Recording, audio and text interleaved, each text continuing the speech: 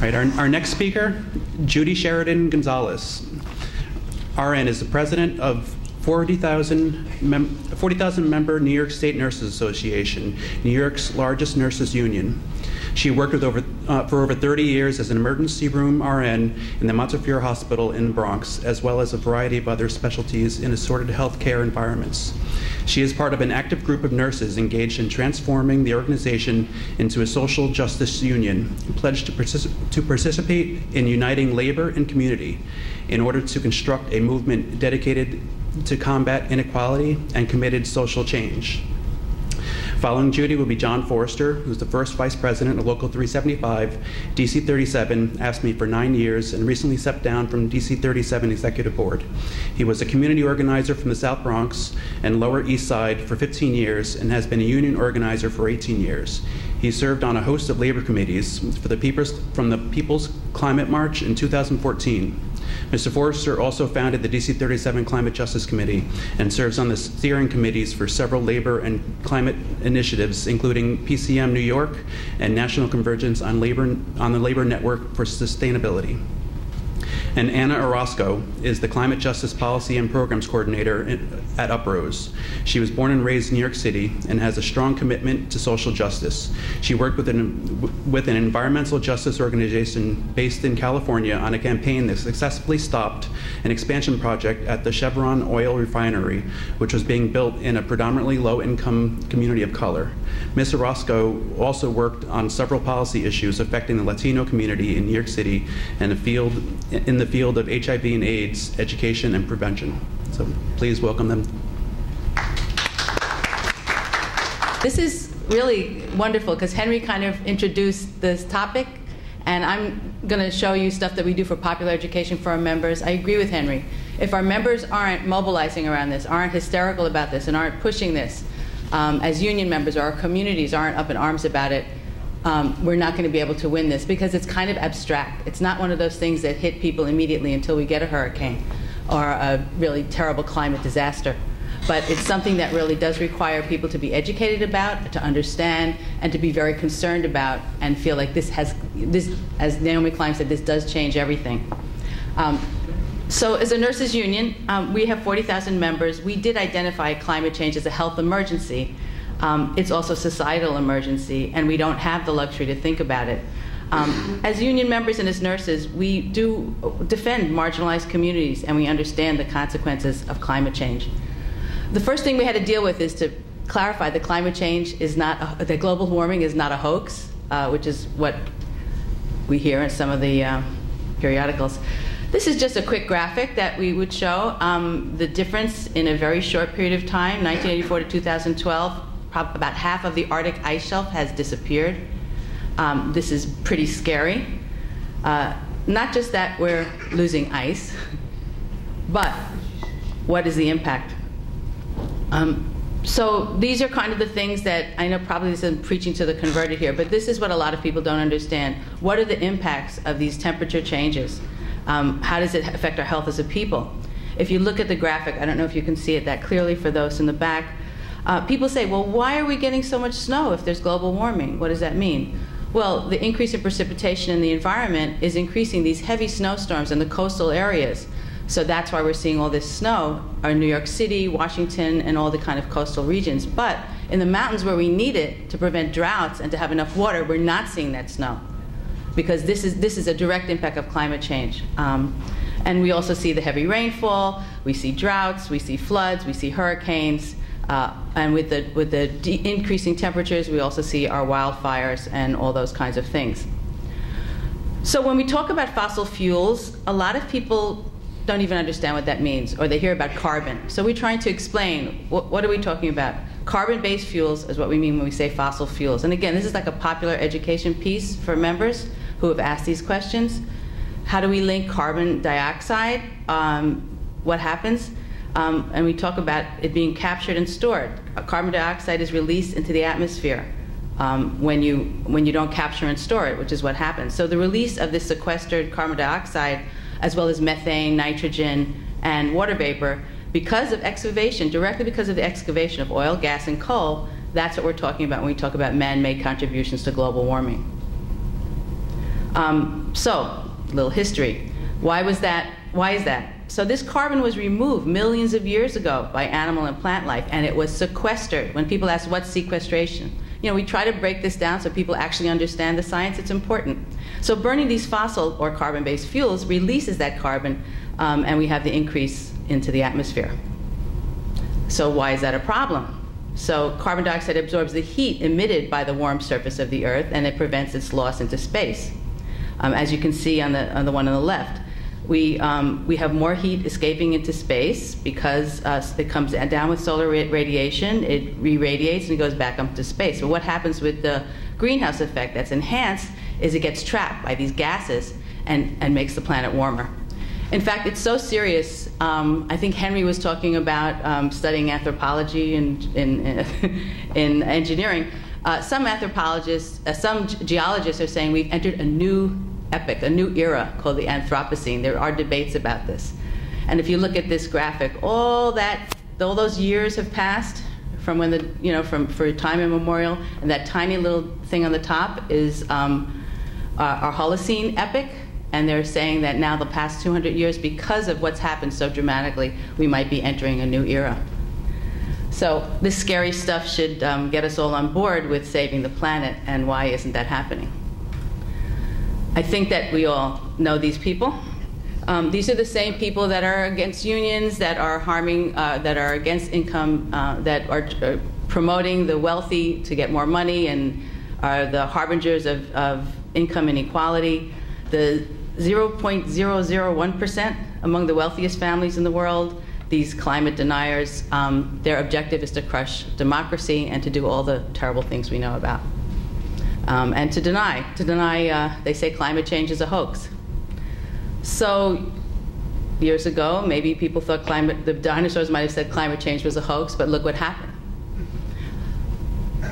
So the Koch brothers used their tax-free dollars to fight through their right-wing think tanks, not just about climate change, but all the issues. And what we try to emphasize to our members is that these same people, like the Koch brothers, one of them owns part of New York Presbyterian Hospital. These are the same people exploiting you on the job. They're the same people that are destroying your planet, and also destroying the possibility of a single-payer health plan, which is another thing we support. And so for our members, I know a lot of us, now people are making decisions about who to marry, not just because of their health care. I mean, we're finding that a lot. It does affect our members. And look at where that money's going. The U.S. pharma company CEOs, look at their compensation. These are the beneficiaries of the current system. And they're all connected. These mega mergers, they're all connected. All these big-time billionaires are connected. I'm sure you've seen the EpiPen scandal. That's all related. So we fight for equal access to health care for all New Yorkers. We've linked that because of the people who are responsible for going against our staffing bill, going against our single-payer bill, and we have a climate bill also that we've supported. And we've tried to make those links for our members because you have to go from where people are. And what would be so bad if we took responsibility for our planet? I don't know if you can read that cartoon. What if it's a big hoax and we create a better world for nothing? So these are our enemies. They're heartless. They're billionaires. I don't know if anyone's read the book Dark Money. Kind of tells you about the relationship. And what do? Henry talked a little about. They scare desperate people who are just making ends meet. And they're working in very dangerous jobs in the fossil fuels, but they say climate activists want to rob them of their sustenance. Or they go after people who are desperate to survive by selling their land to fracking or pipeline industries, because big agriculture has destroyed the prosperity of the family farm and poisoning us in other ways with all these chemicals and toxins and methane, more methane released into the air. I don't know if you can read this, but as they say, there are no jobs on a dead planet. This is a global situation, and these are international corporations that are responsible. And unfortunately, although the developed world, 2/3 of the credit lies with us in terms of warming the environment, but the terrible impacts affect much more the global south. Maybe you remember Typhoon Haiyan in the Philippines not too long ago. Incredible destruction of that entire area. Also affecting the U.S., I think this has already been talked about by previous speakers, the increase in temperatures that have reached records across the nation. And we heard about Superstorm Sandy. I'm sure everybody here has experienced the ravages with the immediate effects of drownings. This is New Jersey. And then some people didn't survive. Cars went underwater. Incredible losses. We were involved in ferrying people outside of the hospitals, Bellevue and Coney Island, down stairways with, obviously we were not prepared for this storm, which is another sign, I think, of climate denial. And then the loss of houses and all kinds of possessions, homelessness, garbage, rats, mold, later coming into play and causing chronic problems, electrocution, bacterial infections. This is a picture of the Rockaways where the bay met the ocean. And there was no public health infrastructure. People still don't have homes in Staten Island and many areas. So what happened there was we as nurses, we had 1,000 nurses go and do door-to-door rescue in the immediate period, and that was city workers and public volunteers, teachers, professors, sanitation workers, transportation workers, all volunteered our time. Again, also we had Occupy Sandy, that movement. There was no FEMA, the Red Cross was sitting in their trucks, and when we were going door to door in buildings, we passed National Guard playing dominoes outside, waiting for orders. We said, could you escort us up to these high rises? We don't know what we're gonna find. They said, well, they had to wait for orders. And we actually transformed our strike van into a mobile clinic in Staten Island. Then you had the emergency shelters and those health effects. Wow, 5 minutes. Okay, I'm gonna run through the rest of it. You had the drought in Puerto Rico and the West Coast. Worst drought in the history of Puerto Rico. This is ground that used to be fertile. It's a fertile land. This is what happened last year. They shut off the water. There were areas that had no water for 5 days. No water in a hot, humid climate for 5 days. Water for 2 days. Uncontrollable wildfires in the West. That Blue Cut fire, 82,000 residents evacuated, 40,000 acres destroyed. After, looks like bombing, loss of animals. August, Louisiana, you remember that? Trying to evacuate, same thing, same after effects. Then we have heat waves. This is to scare people. I hope you're scared if you're not scared yet. This is what we have to do. We have to show people what's going on so that they get outraged about it.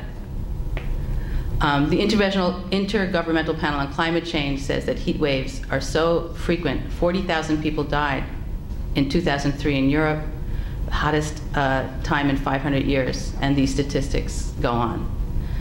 And because of these things, heart attacks, heat strokes, the emergency room that I work, we get overwhelmed with people crowding our emergency room. This is on a good day.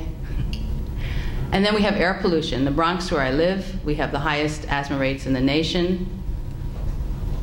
Hospitalizations really affect young children and the elderly. We have many more deaths in our communities of color, largely in the New York City area. And in New York City, Latinos are 3 times more likely to die from asthma than any other population. We know about fracking here. I'm getting my time cut, but this next 2 slides actually describe the process of fracking, because we found a lot of our members really didn't know what happened with fracking, and we thought it was really important to explain to them what goes on and the whole process. We felt that it's important for people to understand this stuff.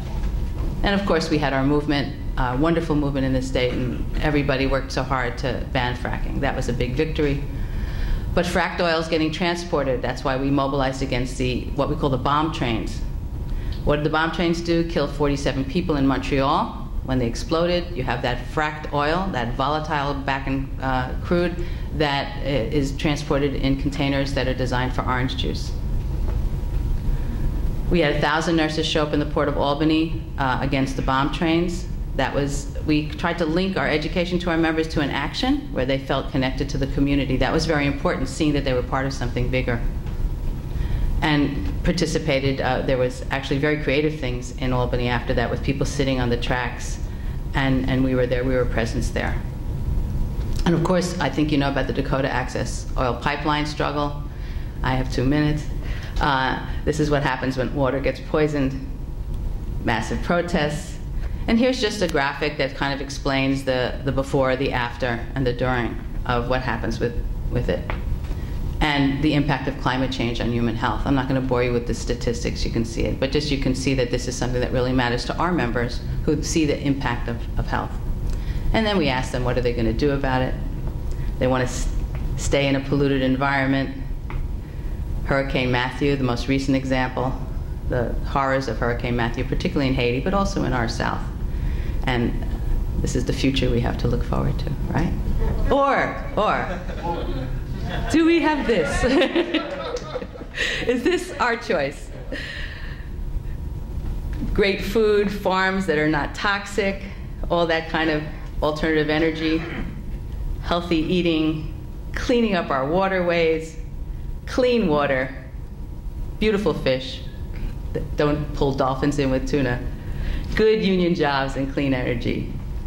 And look at who we are up against. Now, how do we cut this? How do we cut this umbilical cord? That's what we say.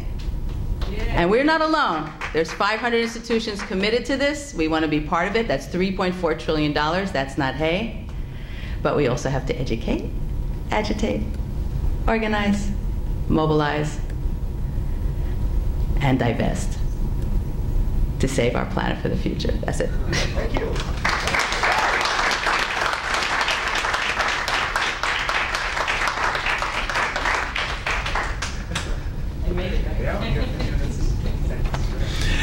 Thank you, Judy. We are going to have a little bit of a change in our program. I'd like to introduce John Adler. He is the director of the New York City Mayor's Office for Pension Investments and the Chief Pension Investment Advisor. Let me just say something about myself. You got my current job, but basically before that I worked for 23 years in the labor movement with 1199 and SEIU, and I've been an organizer my whole life for about 35 years. And I'm, let me just say personally, I'm completely an environmentalist. I mean, I'm one of these guys, I compost in my backyard, I drive a hybrid car and not very much, and solar panels on the roof, the whole 9 yards. So, personally, I'm totally here. But my job is to be a fiduciary for the 5 New York City pension funds, along with Ray Santander and Henry Garrido and a number of other folks. And so I'm really going to try to give you what we're trying to do as trustees from a fiduciary perspective. And Tom Sanzillo just did a very good job of explaining what the considerations we have to take into account as fiduciaries, right?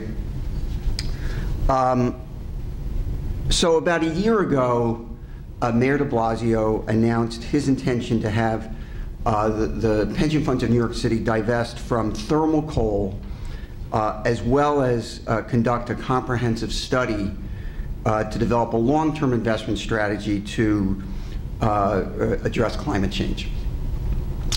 And so let me first start with coal. And as Tom said, it's actually, from a fiduciary perspective, it is a really fairly simple decision at this point in time to divest from coal. And so we have 5 pension funds. 3 of them have divested from coal. The 2 biggest, which are NYSERS and Teachers, and the very smallest, which is the Board of Education Retirement System.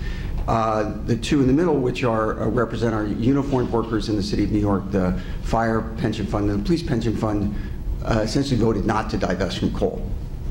However, all 5 funds did vote to conduct a study of our different portfolios, which aren't that different from each other, to be honest. They're very, very similar, to develop this long-term investment strategy on climate change. So the RFP has been issued. If you guys are New Yorkers, you probably realize that doing procurement in the city of New York takes forever and a day. And so the RFP was issued beginning of this year, but the process is still going on of selecting a consultant to carry out the studies. So my hope is that we will select that consultant or consultants, because each board has its own vote and may select more than one, or the boards together may select more than one. And by the way, not all the boards may decide to conduct the study, let me just say. Hopefully by the end of this year. And then the study will be conducted in the early part of next year, 2017, and that's really when the rubber will hit the road, when the boards will consider the recommendations that this consultant makes and decide what to do to, and the way that we put it from a fiduciary perspective is, what do we do to mitigate the risk of climate change in our portfolio? And let me just say, I know you guys are focused on fossil fuels, and that's clearly a big focus, but it's not the only focus. So folks, I'm sure, saw the news this morning that 180 or something like that countries signed an agreement to phase out, what is it, HFC. So thank you. I was trying to remember the acronym of the ingredient in air conditioning and refrigeration, and that evidently these chemicals have 1,000 times the greenhouse gas trapping capacity that carbon dioxide does. So it seems like it's pretty important, but it's not fossil fuels. And so there are other things in the portfolio that are affected by climate change. For example, real estate, right? So real estate both has a dramatic impact on the generation of greenhouse gases, but it's also can be directly affected, as we know all too well here in New York City, by climate change related events. And there's lots of other things. Obviously, one of the key is electric utilities. And so when we're looking specifically at divesting from fossil fuels, we're generally not talking about divesting from electric utilities. And we don't, obviously, I don't think that it would be responsible to divest from all electric utilities, but do you want to overweight electric utilities that have a better mix, you know, that are moving more towards renewables than those electric utilities that are still very dependent on coal or other greenhouse gases. So it's not just, in my mind, it's not just a straightforward, do we or don't we invest in fossil fuels? And also even fossil fuel companies, let me just say, are not all the same. They're not all ExxonMobil, right? And so some fossil fuel companies are, or let me just say some oil and gas companies or energy companies are moving more towards renewables, especially in countries outside the United States, to be honest, than ExxonMobil is necessarily. And so I think what we are really hoping to do is to take a comprehensive and nuanced look at our investment portfolios and figure out what is the most effective and responsible way that we can move forward and reduce the impact of let's say climate risk on our risk-adjusted returns, and also the impact of climate change on our portfolios. And what can we do to help mitigate climate change? Obviously, reducing or eliminating our investments in fossil fuels would be one way of doing that, but there are certainly proactive things that we can do, which would be, you know, investing more money in renewables. So, you know, just by way of example, we have a allocation to what's called infrastructure. Infrastructure is, you know, transportation, energy transmission, energy generation, ports. What am I missing, right? You know, that's the basic description of infrastructure, right? And we're hoping, some of the trustees are hoping that we can direct some of that investment into green technology or green, you know, electricity generation and so on. So we're actually considering an investment right now that would put 70% of the money into renewable energy generation and transmission. And so, you know, that's very attractive. And so we want to look at other attractive investment opportunities in the sort of green economy, if you will. Okay, let me just see if there's anything else I want to say. Okay, so let me just say, I was asked, a question was whispered to me. So, does the mayor support divestment of fossil fuels from the pension funds? And I'm sure that's sort of like the question on everyone's mind here. And the answer would be, I think if you asked me the question today, the answer would be, well, no, the mayor is not willing to vote, or I, as the mayor's representative, is not willing to vote tomorrow to divest our pension funds 100% from fossil fuels. What we want to do is find a fiduciarily responsible and appropriate way to reduce the portfolio's impact on climate change and try to, not just its impact, but its risk from climate change. So that may involve fossil fuel divestment, or it may involve reduction of our investments in fossil fuels, and I think it will involve other things as well. Tom Senzillo is the Director of Finance from the Institute of Energy Economics and Financial Analysis. My name is Tom Senzillo. I'm Director of Finance for something called the Institute for Energy Economics and Financial Analysis. I didn't do the name, but anyway, it's IEEFA.org. Most of what I'm going to say is on the website. Basically, I have a couple of points, but I just want to introduce myself and what we do a little bit. But first, I kind of want to get a better sense. I've been involved in this stuff for a very long time, and by this stuff I mean municipal and state finance and the climate movement. The reason you're here today is because our global and national political institutions can't come to a conclusion about what we need to do about climate change and the move away from fossil fuels. And so it falls to you, and it falls to the pension funds, and it falls to all of us. It's not fair, it's not right. I heard people say, we don't understand the science, we don't understand that. Well, I think that that's right. We have the benefit of living in what still looks like a democracy, and so we can speak out about this stuff and organize and demand some answers. I was thinking about this when I started. These kinds of meetings took place, and we got the Social Security system. It started in New York.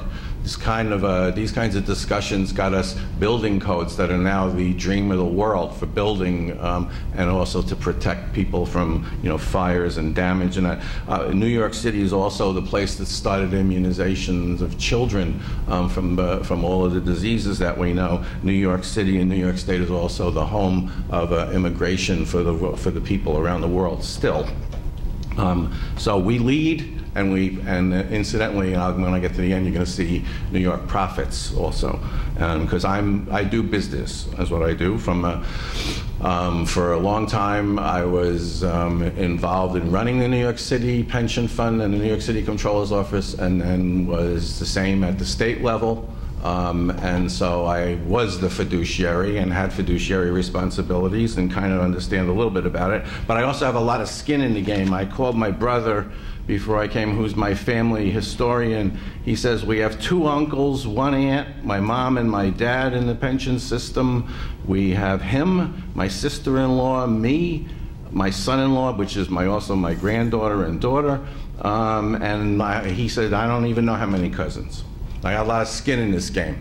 And so for the last 10 years, I've been involved in this organization called the Institute for Energy Economics. And what we do is we look for alternatives for fossil fuels. We're a bunch of finance and energy experts. And we work with organizations like 350 and many other groups all over the world. We are the people who can go into the courts, and I do most of what you're going to hear I do under oath. So, and this is where we are in the United States, Canada, Alaska, Puerto Rico. And this is where we are around the world. We're in China, Norway, Kosovo, Turkey, India. We just opened up Australia, we have a lot of work going on there. We just opened up offices in Philippines and Indonesia.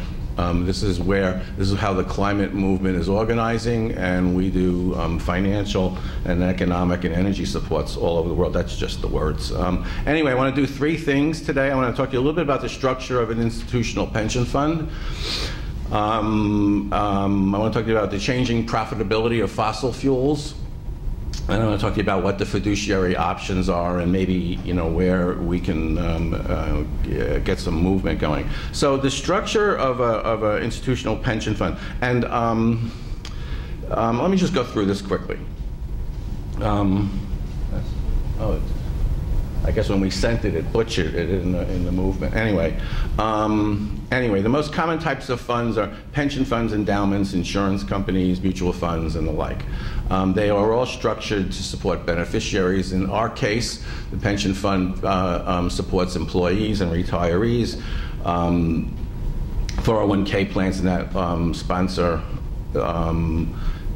retirees, foundation investments sponsor, grantees. So it's money being developed and then out. How do I get rid of that? Just click agree. Huh? If you just click I agree, we'll get rid of that. I agree. Oh, there's no arrow. Does it do it if I do it manually? Nope. Anyway, the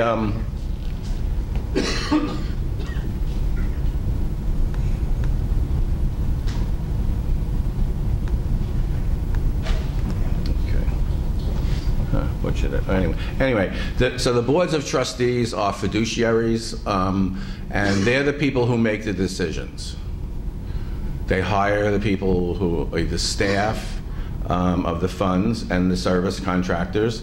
The service contractors are the money managers, the actuaries, and what have you, the experts who come in and help the boards of trustees, make their decisions.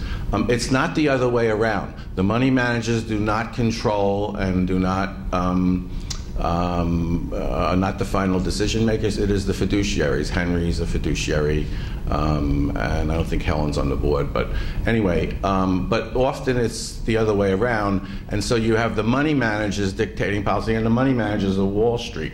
That's what that is. So that's your biggest and biggest fundamental problem. The fiduciaries have to act like it, and the money managers have to realize that they're for hire. And they need to do the bidding of the boards as opposed to the other way around. This is just a basic fund structure that got messed up again in the translation. Basically, you have funds are divided into asset classes: domestic and international equities, bonds, alternative investments, private equity, hedge funds, real estate. So this is just an abstract example that I used. And they try to get a return target of 8% or thereabout. That's the return you have to get on investment from all of the investments in all the portfolio. But here's what I really want to stress to you. You heard a whole lot of discussion before about fiduciary responsibility. The notion of a fiduciary is that you, if you are the fiduciary, are in charge of somebody else's needs. Somebody else's money, somebody else's guardianship. That's the fiduciary responsibility. You care, and you are held to certain standards for that. And you are to act cautiously, as Henry, I think, was evidence of somebody who's acting cautiously. But you also have a judge. You also have the duty of good faith, which is to take all things considered, which are both the financial responsibilities that you have and the mission of your fund, and that's a judgment. That's not a mechanical formula. You're a human being, and you have a care standard that you have to meet. And of course, there's loyalty, conflicts of interest. You don't hire your brother-in-law when you have a better candidate in front of you. You probably shouldn't hire your brother-in-law anyway. And then there's transparency issues, so that everybody knows what it is you're doing. Most funds are not transparent. I thought it was instructive that a city council member and a sitting state senator didn't know very much about their funds, and I think Helen was correct in saying that at the city level there is just not a lot of transparency. Anyway, and at the state level as well for different reasons. Anyway, but the point of the fiduciary, and this is something that I think you should just hold, is that you don't have to hold or make an investment where the benefits outweigh the risks. If you do, you could be breaching your fiduciary responsibility. And that's what you need to keep in mind as you go forward with making these kinds of judgments. So I'll tell you a little bit about the fossil fuel industry. The fossil fuel industry has historically been one of the most important contributors to pension funds and every other fund in the world. And it's changing. And by fossil fuels, I mean the oil, gas, and coal industries. And it's changing. So I got into this business in the late 80s and the 1990s. And when I got into this business, 7 of the top 10 corporations in the Standard & Poor's 500 were oil and gas companies. It's very important for an institutional investor. That tells them those are significant places where all the index money goes, all the formulas go. Today there's only one. It's called ExxonMobil, which we're all familiar with.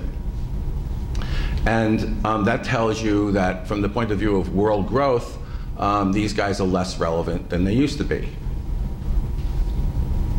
And now, but oil and gas is still a big part of the investment. If you look at the Standard & Poor's 500, it's 7% of the Standard & Poor's 500.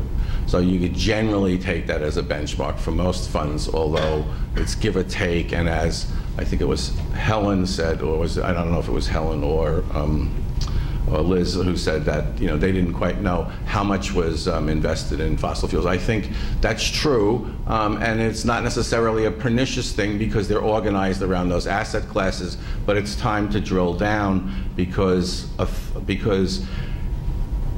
changes that are taking place. So let me try to explain one company, ExxonMobil. I'll do this relatively quickly, and say to you that the question that Helen wants to ask to the city comptroller has to do with how much value ExxonMobil is providing to the city of New York, has provided to the city of New York, and will provide to the city of New York in the future.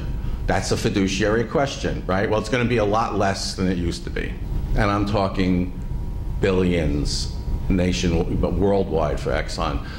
They historically have shelled out to shareholders $30 billion a year for the last 10 years. That's a lot of money. That's one of the biggest cash machines for institutional investors in the world. They're now down to about $12 billion.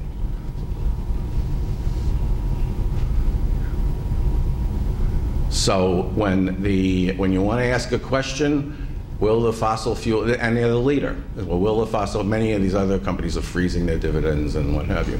So when you want to ask the question, are these guys worth as much as they used to be? The answer is no. Their revenues, profits, cash reserves, CapEx, all down. By the end of the month, you'll have a study from us on this.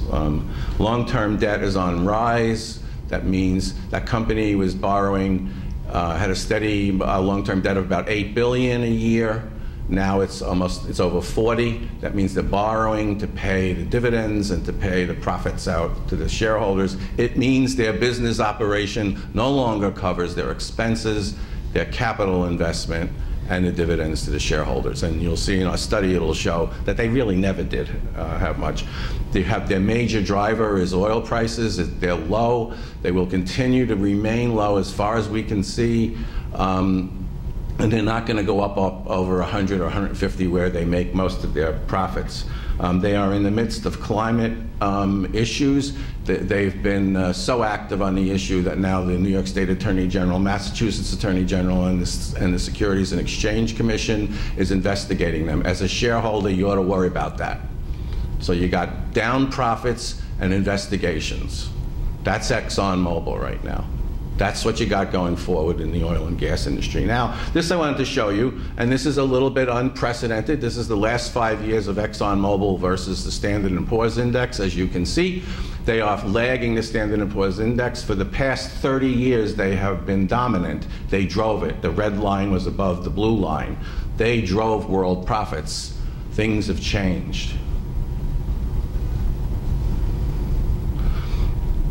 The drivers of gas and oil prices and profits are four things, and after I get done, you can consider what this means. So there's supply and demand. Right now, we're oversupplied all over the world for oil and for oil. And the demand, Exxon and oil industry will tell you demand is going up. Other experts will tell you there are reasons to believe that it's going to be flat or go down. So it's at best contested terrain. You don't know. Politics, right now, the oil industry has historically been organized and well coordinated and capable of manipulating prices all over the world, and so prices go up and prices go down in some relationship to supply and demand, but in relationship to political strategies of many of the countries like OPEC. They are in disarray, and the nature of the political conflicts that are going on now and will continue to go on have to do with continuing oversupply and continued low prices. That's the net effect of Iran fighting with Russia, fighting with Saudi Arabia, fighting with us, and all of the interactions that are going on there. Geology. Oil and gas are more expensive to get out of the ground than they were 10 years ago. Exxon right now has a third of its investments in oil reserves in Canadian oil sands, which is the most expensive way to extract oil in the world right now, and it is basically with the low oil prices a set of assets that will not be developed, and it is in fact the target of the SEC investigation and the New York State Attorney General's investigation, that those assets that they are claiming are on their books are not valid assets. And then we have the kind of initiatives that Liz and I were talking about around the world, the Paris Agreement and the low carbon initiatives. What that does from a market perspective is it basically says the next time the markets come around, you may have large-scale competition from wind and solar and energy efficiency all over the world, and that the rebounds that are going to take place, that have taken place in the past, will not take place in the oil and gas industry because there will be a transformed market that's going to keep a cap on prices. That frustrates their ability to go forward. Coal industry is more the same. Here we're just looking, we just found this one, we were on this one chart. I was trying to find a better one, but I sort of ran out of time. Essentially, that bottom line going down, that's the coal industry. The top line is going up of various measures of the world economy. That's going on now. There has been some resurgence in the coal industry in the last year. But that's like going from, they had lost 95% of value, now they've lost about 80% of value. I can assure you that most of you sitting in this room right now as fiduciaries could find stocks that don't lose 80%. I'm pretty sure most people in this room can do that. So anyway, so the profits of the industry tell us this. They tell us that they're shrinking in both the oil, that the industry is shrinking. It's going to be smaller tomorrow. It's smaller today than it was yesterday, and it'll be smaller tomorrow. And it'll be smaller in terms of profits and use in the economy. So what kind of options do fiduciaries have? And this is the standard option from the money managers who tell your trustees what to do. Do nothing. And they argue this from an almost logical financial standpoint. They have formulas, they have indexes. The indexes, if the stock goes down, we just get rid of the stock, and and everything works out fine, right? Well, most funds are having a tough time making their targets. And as I said to you, historically, the oil and gas industry has been a major contributor to pension funds. Where we were looking at 8% returns, those funds over the years, those investments were in the 20%. They drove the markets. They were a major source of profitability for our fund here and for funds around the world and for the world economy. That is changing. They are not that profitable anymore, and it has major implications. But it is also at the time for fiduciaries to begin to protect themselves. So what we've been arguing is that shareholders should act, that there are financial fundamentals that are showing stress.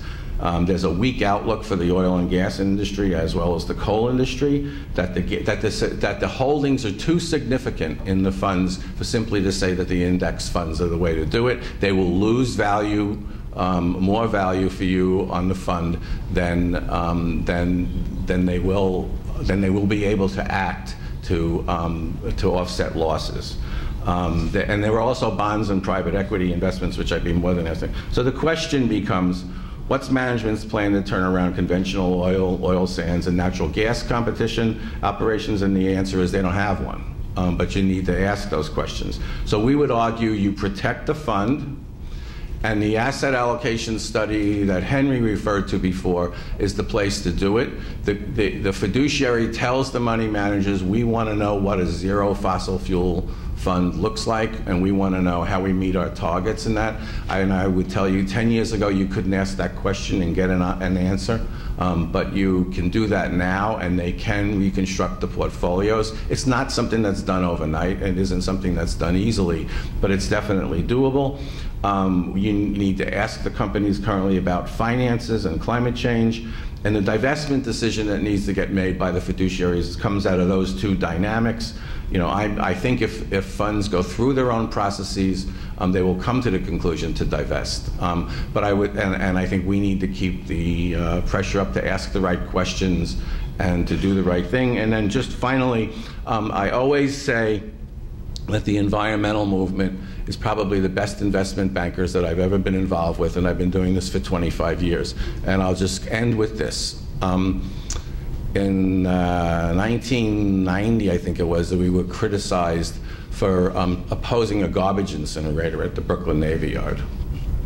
And we won, and the headline in the New York Post was, "Ideologues at work," meaning us. Today, I believe it's worth several $billion and employs thousands of people. It's not a bad deal. We have a tremendous potential to create good union jobs as we transition to a clean energy economy and away from the very fossil fuels that are promoting the global warming and CO2 emissions that are slowly strangling the earth and ourselves, ultimately to death, if we don't do something about it.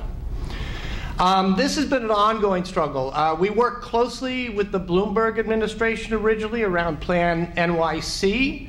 If you may remember, there were hundreds of initiatives in there, including one of the more famous ones about planting 1 million trees, which actually went forward. That actually created 58 new Forester, not John Forster, but Forester positions in Local 375 to help oversee that work. Those are real jobs. Those were Local 375 jobs, DC 37 jobs. The green buildings legislation, when that came forward, it called for energy audits to be done in all large buildings in New York City over 50,000 square feet. Buildings, in fact, account for 80% of our CO2 emissions in New York City. And at the time, our executive director, Henry Garrido, led a delegation to meet with the DCAS commissioner. And we argued that it was, in fact, our public employees, mostly DC 37 members, who actually would do that work and could do that work. In fact, I had in particular inserted language into that legislation saying that all audits had to be signed off on by a licensed architect or engineer, knowing that those were the positions that were represented by Local 375, but every single aspect of that process could have and should have been done by public employees and other unionized labor. However, we were in fact told that the work had already been contracted out to a company in Long Island. It meant that we lost the chance to create new public sector jobs. We lost the chance to create a increasing in-house capability that could have stood us in good stead over time. And we lost the chance to create new good union jobs in the very communities that need the most here in New York City. Now, however, we may get a second bite at that apple. Under the de Blasio administration, there is an expanding of those audit requirements to all buildings under 25,000 square feet. That opens up thousands of additional buildings, both in the public and private sector, which will need this work. And once again, that work can and should be done by city employees, many of whom would be DC 37 members. It would be even more important if the administration, the current administration, makes the retrofits that come out of these energy studies mandatory. The idea originally was, well, if owners do the energy audits, and they clearly see that they can save energy and save costs by replacing windows or roofs or doing insulation, that of course that's what they will do. But in fact, that did not happen. And in fact, for the most part, owners have not stepped forward to do those kinds of system repairs. But if this administration was to make those retrofits mandatory, it would then truly address the 80% CO2 emissions that are coming out of the buildings. And it would again create a potential to create thousands of good public and private sector union jobs in terms of doing that work. These jobs for us at DC 37 would include things like architectural design review, construction supervision, enforcement, permitting, maintenance, and operation. We as unions, to make that happen, we have to be involved in these policy decisions and in these debates. We have to push the administration to make these retrofits mandatory. We have to advocate that these jobs should be done by private and public sector union workers, and that city workers are absolutely vital in reviewing, tracking, and enforcing the work, but also that the new hires are done in the communities that need the jobs the most here in New York. As the saying goes, if we as unions are not at the table, then we're probably on the menu. And that is an issue we've got to be there time and time again. Now, we actually have another huge opportunity to change city policy as well.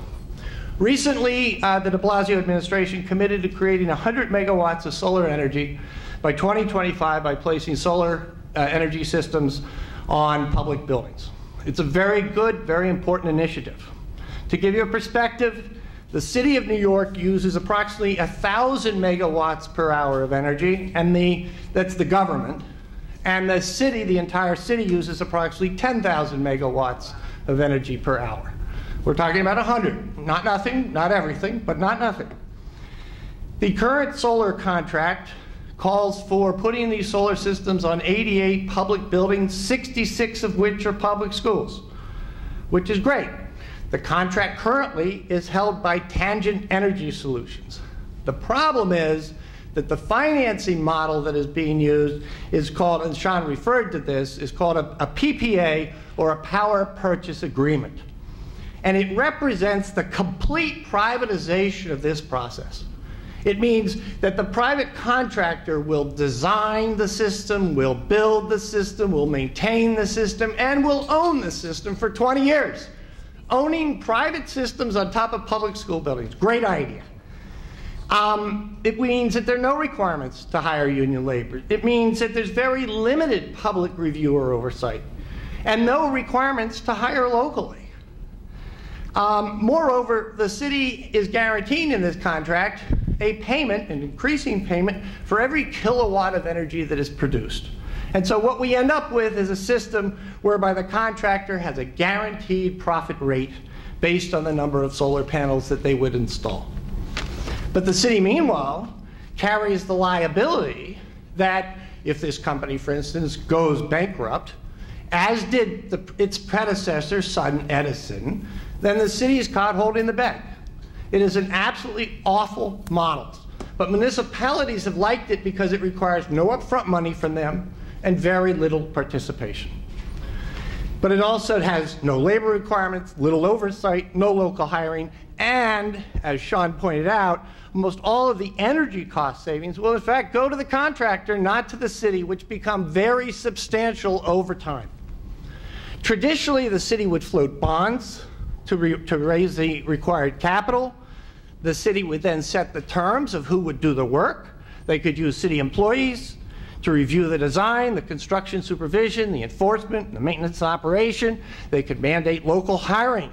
They would use the IBEW and other unions' apprentice programs to bring people in. We could use this very civil service titles that we have here at DC 37 to bring people in to do this work. Again, in our communities, in our low-income communities, in our communities of color that most need these jobs. And the city would end up owning the system in the end and not having a privately owned system on top of a public building.